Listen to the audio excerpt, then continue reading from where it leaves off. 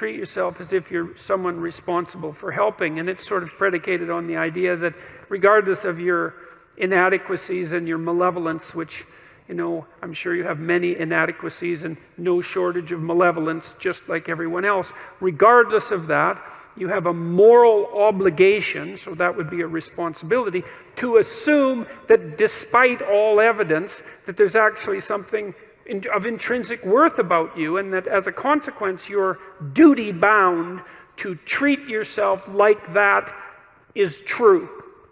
And then it turns out that if you do that, well, then your life gets better.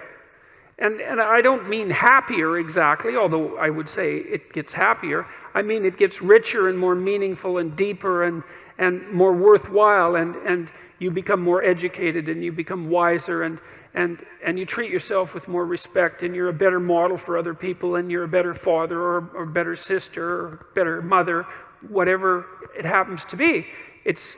And you're less ridden by that guilt that gnaws at you, and shame that's there otherwise saying, you're not what you could be, you're not what you could be. And that's a hell of a voice to get rid of, and it's certainly not one that's easy to ignore.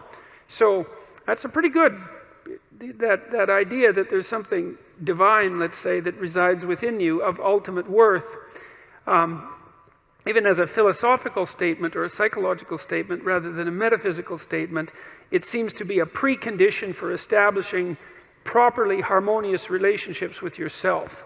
And that's worth thinking about a lot, you know, that you have to, because you could think that in some sense you just own yourself, you know, because people do kind of make that claim, especially when they're trying to justify, for example, their right to suicide, that, you know, it's your life, it's your body, you're yours to do what you will with. And if that was true, well, then it would seem to me that life would be a lot more straightforward, because you would just tell yourself things that you would instantly obey and believe. So first of all, you'd tell yourself all the things that you were going to do, and then you just run off and do them, which you don't, obviously, because it's much more difficult at that. And then you'd also say, well, enough of the guilt and the shame and the negative emotion and the disillusionment and the vengefulness and all those things that make life hard, especially the self-recrimination. It's like, what the hell do we need that for?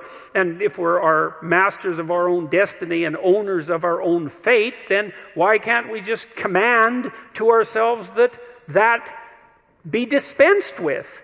And like, that doesn't work. I've never seen anybody able to do that.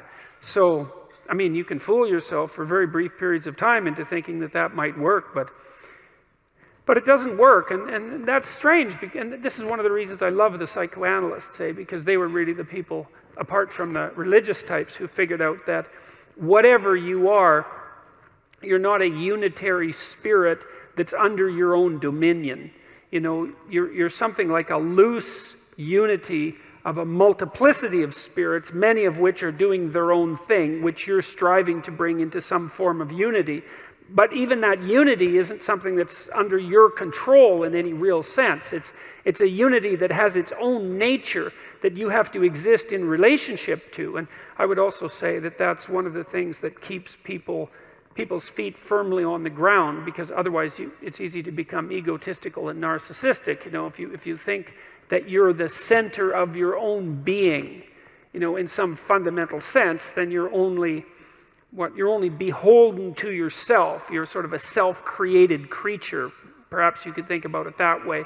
But it doesn't work like that. It's like the ideal that constitutes the unity that you might become then sort of manifests itself as something that you could strive toward, but aren't. And it also serves as a judge. It's the thing that keeps you up at night saying, you know, there's some things you're just not attending to, and you should get at it, because life is short and there's no shortage of trouble that you might end up in, and a wise person would attend to the dictates of his conscience and lay out his actions in the world according to what he knows to be true and correct. And that is how people think. And it isn't obvious that why we think that way. This is part of the reason that it seems to me so obvious that we have a religious instinct, because I can't think of what else you would possibly call that other than a religious instinct. You know, Nietzsche, when he proclaimed the death of God, which by the way was no triumphant proclamation, because he also mentioned that we would never find enough water to wash away the blood, which was his, what would you call it, prognostication for the 20th century, and a very accurate one at that. He believed that we would, in some sense, have to become as gods in ourselves in order to replace what we had lost. He thought that the collapse of the Judeo-Christian structure would be absolutely catastrophic for the West, and I believe that he was correct. And that the way out of that would be that we'd have to create our own values.